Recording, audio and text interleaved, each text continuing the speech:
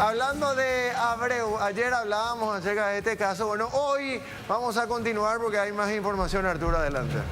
Bueno, sigue la indignación, el debate y todo lo que implica justamente la polémica protagonizada por el caso del pastor Emilio Abreu, que en este caso, o en esta oportunidad, llamó la atención de más de una persona reconocida de los medios y compañía. Arrancamos primero con lo que decía el señor Bernardo Neri Fariña, periodista, historiador reconocido de nuestro medio. Decía lo siguiente: a la iglesia de Abreu van varios de los políticos más corruptos y una buena cantidad de potentados cuya fortuna no podría ser justificada por medios legales. Ellos podrían hacerse cargo de su pastor y dejar al IPS para quienes realmente necesitan de sus servicios. Es lo que decía Bernardo Neri Fariña. Posteriormente también reflotaron una información, una publicación del año 2013. Lourdes Samaniego González y Hugo Velázquez, el vicepresidente de la República, posan en una foto como lo están viendo ustedes, y decía lo siguiente el copete de esa información: Lourdes María Andrea Samaniego González y Hugo Adalberto Velázquez Moreno unieron sus vidas en matrimonio durante una recepción desarrollada en el complejo Jajaja, donde el pastor Emilio Abreu se encargó de bendecir la unión, decía, entre otras cosas, esta publicación, que también ya iba por el lado político. William Domínguez, reconocido periodista también de este medio, decía lo siguiente: en el caso Abreu, el doctor Gustavo Melgarejo del INAT dijo a una radio que este documento ya no tiene validez. No solo los adultos de escasos recursos pueden acceder al convenio entre el ministerio y el IPS, la ley 6.487, donde se asignan recursos para trasplantes. Es lo que decía William. También estuvo recorriendo lo que dice taxativamente el convenio entre el INAT y el Instituto de Previsión Social, específicamente en la parte que está coloreada. Dice: trasplante de médula ósea, células progenitoras hematopoyéticas, autólogos y halogénicos emparentados a pacientes pediátricos y adultos de escasos recursos económicos, como delimitando el universo de las personas que pueden ser beneficiadas con ese convenio. Y también está el señor Alfredo Guachire, que decía: hay que hacer lo imposible para salvar la vida de Emilio Abreu, pero también hay que recordar que los Abreu siempre fueron privilegiados del Estado. En 1983 recibieron 4.000 hectáreas de tierras malavidas, y en el 2015 su hijo Joshua recibió una beca del BCP por más de 550 millones de guaraníes. Apareció Ezequiel Santagada diciendo lo siguiente: lo de Abreu no es un problema de derechos. Todos tenemos derecho a la salud y a que el Estado nos asista en caso de enfermedad. El problema es que el problema es de acceso a ese derecho. ¿Por qué a unos sí y a otros no? ¿Por qué a unos rápido y a otros no tanto? O sea, es un problema de justicia. Eso justamente hablábamos ayer, debatíamos sobre este punto, bueno, específico. Sí. Bueno, y hasta ahí, ¿verdad? Hasta ahí las expresiones recopiladas. Pero también, así como dijiste, apareció Joshua acompañado de su familia, entre ellos su madre, la pastora Betania, creo que es el nombre de la esposa del pastor Abreu. Y la hermana, de Joshua. Y decía lo siguiente: el que habla es Joshua, el hijo del pastor Abreu.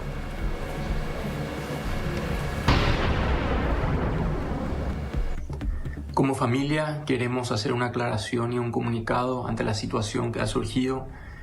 Mi padre, Emilio Abreu, se le diagnosticó mielofibrosis hace 1 año y medio y hace 5 meses atrás decidimos ir por un trasplante de médula ósea, lo cual como familia y muchas personas que apoyaron al subventado este trasplante, lo cual el primero fue exitoso, prendió, pero no fue suficiente y por ende nos fuimos por una segunda lo cual no fue exitosa, y ahora estamos ante los doctores que nos dicen que mi padre está en una situación crítica, y por esta situación mi padre y toda la familia queremos que él esté en Paraguay porque él ama el Paraguay, y no es que nosotros queremos aprovecharnos del sistema de salud de Paraguay, y realmente queremos que él esté en el país a quien él ama y que él esté con familia.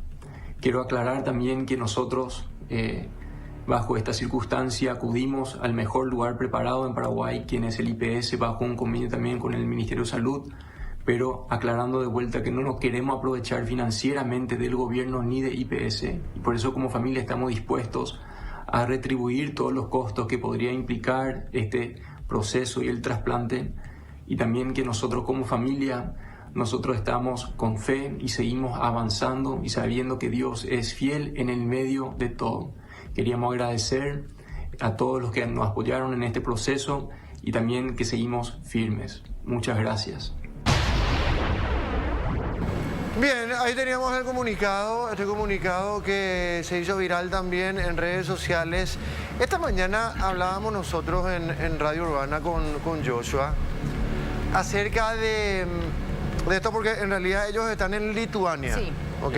O sea, no solamente Emilio, el patrón Emilio, sino también toda la familia que está acompañando el proceso de Emilio. Le había consultado, bueno, el estado en realidad el estado de Emilio Abreu es un estado crítico.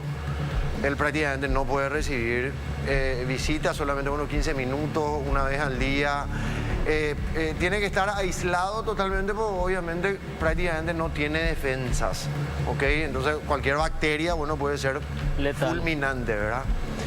Le había consultado acerca justamente de los dos procedimientos que se le realizó a Emilio allá. Y él justamente me dijo que el primero prendió y el segundo no fue exitoso. Entonces, ¿qué es lo que le sugirieron a la familia entera de que se haga este procedimiento aquí en Paraguay? El único lugar aquí en Paraguay para este procedimiento específico es el IPS, ¿ok? Y hay que entender que no es una cirugía. O sea, el trasplante, cuando una persona se hace un trasplante, no es que le abren la panza o le abren en la espalda, o sea, no es una cirugía. Es una transfusión, claro, para poder entender cómo es esto y el procedimiento en sí, cómo se hace específicamente esto. Entonces, le habían sugerido venir aquí a Paraguay, por ende, bueno, al IPS. Después de todo esto, obviamente que también le había preguntado acerca de la rapidez, porque esa es una cuestión que todos nos preguntamos. ¿Por qué tan poco tiempo para algunos y por qué para otros no? Esa es la pregunta. Que sería interesante que para todos sea por igual. Claro. ¿Ok? Llámese Emilio Abreu o llámese Juan de los Palotes. Esa es la realidad de todo esto. A consecuencia de todo esto, la propia familia decide retribuir al ministerio, en este caso, todo lo que se gaste. Ajá. Van a cubrir los gastos. Todo lo que corresponde. Pero Emilio Abreu se debe hacer en ese lugar. Claro, obvio. Porque ahora están diciendo, independientemente a la plata y a lo que va a poner la familia, que no se haga luego ahí. O sea que ¿entendés? Ahora quiere entonces, dejarlos morir. yo creo que también hay que entender bien cómo viene la cuestión. O sea, a mucha gente busca que esto continúe, claro, de alguna manera, porque les encanta esto. Y después de este comunicado por parte de la familia, creo que ya está más que clara la situación. No, o sea, claro, se va a pagar, como dijo el propio Joshua, hijo de Emilio Abreu, pero se debe hacer en el IPS. Totalmente. Que ahora Ahora la gente le desea la muerte ya a Emilio yo Abreu. creo que es una O sea, guerra nosotros de creo que creencias también. se está desviando el tema para otro lado. Álvaro. Yo creo que hay pescadores... Como siempre, esto se desvirtúa y nos vamos toda la puta. Y Lo es que época pasa es que ahí- electiva también, ojo. ¿Cómo? Es época de elecciones también. Y esto también entra. Totalmente. Lo que pasa es que hay pescadores de río revueltos en ambos bandos. Por un lado, gente enferma que le desea la muerte al pastor, ¿entendés? Así estamos hablando de ese límite tan extremo. Y por otro lado, también gente que defiende al pastor, tratando luego que los únicos buenos son el hijo del pastor, solamente el pastor, y la gente que reclama igualdad en la salud pública luego es la gente mala, había sido. Claro. O sea, ese criterio me reventó la cabeza. O sea, en ambos bandos hay pescadores de río revuelto. Eso es categórico. Ahora, de que el pastor tiene derecho a recibir un servicio, lo tiene, así como todos. Pero no es ese el punto. Lo que pasa es que desviamos la cosa y no es algo contra el pastor, sino es algo en contra de la gente que se queda sin servicio. La Hay una institución. nena de nombre Zoe que salió el caso justamente y que necesitaba un trasplante de médula y la mandaron del IPS, la mandaron directamente a Brasil. Hoy está en Curitiba y el Estado brasileño le está pagando, por ejemplo, el tratamiento. Es el caso casi idéntico. ¿Cuál es la diferencia entonces en el trato? La gente del IPS es la que mencionó primeramente el convenio entre la INAT y el IPS por el que se pueden justamente beneficiar. Ahora, sale el doctor, como menciona William, Gustavo Melgarejo, y dice que ese documento luego ya no sirve. ¿Qué es lo que sirve entonces? La ley 6.487, una ley que ni siquiera está reglamentada. O sea, se deciden cuál es el convenio el que sirve o la ley que no está reglamentada. ¿Y cómo entra una ley no reglamentada en vigencia? O sea, hay muchas cosas incongruentes. Lo cierto y lo concreto es que acá hubo un privilegio para el pastor. Puede no ser la culpa del pastor incluso, Claro. pero hay que ponerle pecho a las cosas que se hacen mal. Acá hay mucha gente que se muere y hay otra privilegiada que tiene atención con bastante rapidez. Es que- Ese es el tema en Se cuestión. dijo hoy en Vive la Vida, estuvo hablando el director de la INAT y comentó entre líneas que antes del caso del pastor Abreu habían 5 casos más, antes. Entonces sí es un caso de beneficio. Claro, no. Claro, es que- de los casos, por la gravedad Claro. de la cuestión, De acuerdo a la es ley. prioridad la persona que No, tiene... él no explicó eso. Sí. La pregunta directa de lo que hoy se le consultó específicamente fue: hay una lista de espera, porque sí, se mostró, o sea, IPS realmente dejó un comunicado con fechas y tiempo de cuántos trasplantes se hicieron en ese tiempo, y para el 2022, antes de que se presentara este caso, hay todavía 5 casos en lista de espera. Yo quiero hablar un poco acerca, está bien, ¿verdad? La explicación que hacen los compañeros con relación a lo que tenía que haber pasado y toda la cuestión. Pero hablemos un poco de lo que generó esto, que es ese versus que vos mencionabas. Sí. Porque en Paraguay pues todo termina siendo Cerro Limpia. ¿Por qué pongo ese ejemplo? Porque ahora es evangélicos versus católicos. Se degenera. Ahora esa es la cuestión. Totalmente. No, que todos los evangélicos luego son esto y eso luego un chanta y no, y los católicos luego son todo esto. O sea, se fue al carajo todo esto, siendo que la cuestión acá, o lo que pasó con el pastor Abreu, fue la detonante de cómo se está manejando la salud pública. Esa es la cuestión acá. Entendemos la situación del pastor Emilio Abreu. De por ahí, como lo dije ayer, él podía haber dicho, no, se va a generar esto. Lo considero una persona inteligente, pensante, o la familia en este caso, pudieron haber dicho, che, porque si tienen la posibilidad de garpar los gastos a IPS, entonces desde un principio podían haber dicho, nos pueden dar un lugar, nosotros pagamos lo que fuese, y se evitaban todo esto. Ese es por el lado del pastor, porque, insisto, como dijeron ustedes, él merece la misma atención que todos nosotros, claro, y ojalá se mejore. Pero la cuestión acá es que cómo se está manejando la salud pública.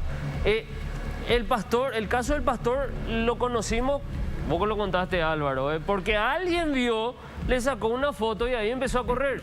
O si no, no nos íbamos a enterar. Y andá a saber cuántos casos todos los días hay de de gente que, bueno, no quiero decir que ni merecen la atención médica, ¿verdad? Porque obviamente primero está la salud, pero gente que vos decís, Dios mío, ¿qué hizo este man para estar primero en la fila? Todos los días pasa eso y esa debe ser la preocupación, como dijo uno de los tweets. La justicia es acá el problema, no quién haya sido beneficiado. ¿Sabes lo que pasa? Así como dijiste que todo al final se desvirtúa y se degenera. A mí me da a pensar todo esto que a la mayoría no le calienta el tema central. No le ni calienta. siquiera- La mayoría busca otra cosa. ¿Entendés? Busca generar quilombo. Totalmente. Y el tema central de todo esto es preocupante. Súper grave. Es preocupante, ¿por qué es preocupante? Y tiene que ver con la salud pública. Porque esto que está ocurriendo ahora, no está ocurriendo solamente ahora. Siempre Siempre. ocurrió aquí en Paraguay hace 30, 40, 50, 60, 70 años. Siempre la salud pública se manejó de esta manera, a la Bartola y a nivel de chonguismo y amiguismo. Y el antojo de Siempre. unos pocos. Y esto, estamos hablando puntualmente ahora de la salud pública. En general, el Paraguay siempre se manejó de esta manera. Siempre. Entonces, ese debería ser el debate. No como siempre, por eso digo que a mí me hace pensar todo esto, que a la gente no le calienta el tema central, sino querer perjudicarle al otro, cagarle al otro, armar quilombo, que el otro, que se Mi peleen iglesia evangélico contra católico, apostólico, que entren los anglicanos. Nambrena. Entonces, ¿cuál es el tema central? Acá no es el tema central la religión, chicos. No. Acá no es Dios el problema. Acá el problema es la corrupción. Ese es el tema central. Y eso deberíamos de debatir. ¿Ok?